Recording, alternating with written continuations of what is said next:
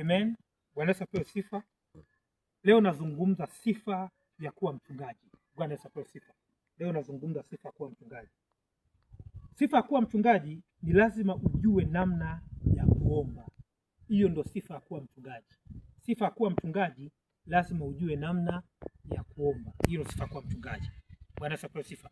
Nachokiongea niki hapa. Naposema kujua namna ya kuomba. Bwana Yesu apewe sifa. Hiyo ndo sifa kuwa mchungaji. Pointi nzima uwe mtu wa kuomba. Hapo unakuwa unastahili kuwa mchungaji. Kikubwa tu unaomba, unastahili kuwa mchungaji. Bwana Yesu apewe sifa. Kwa hiyo utagundua wachungaji wote uomba. Wachungaji uomba. Tunaposema mtu ni mchungaji, manake ana sifa ya kuomba. Kama wanafunzi wake Yesu Kristo alivyokuwa anaomba, kama Yesu Kristo pia alivyokuwa anaomba. Yesu Kristo ni mchungaji mkuu. Kilichombeba Yesu mpaka kuwa mchungaji mkuu ni maombi. Kilichomfanya Yesu mpaka akastahili kuwa mchungaji mkuu ni maombi. Kinachokufanya wewe ustahili kuwa mchungaji ni maombi.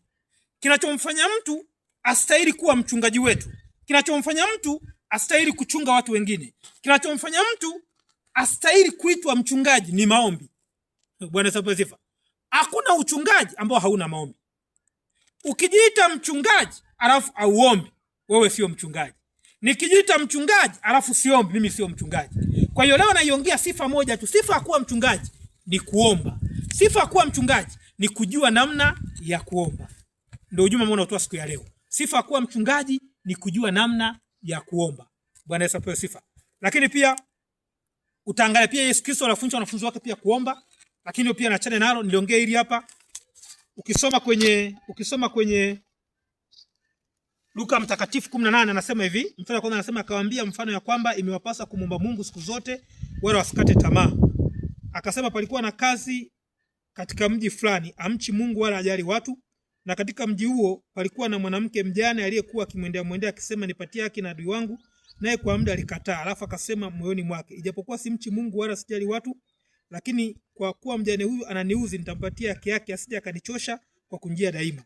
Bwana akasema sikizeni asemavyo yule kazi dhalimu, na Mungu je, hata wapatia haki wateule wake wanaomlilia mchana na usiku? Naye ni mvumilivu kwao. Na waambia atawapatia haki upesi.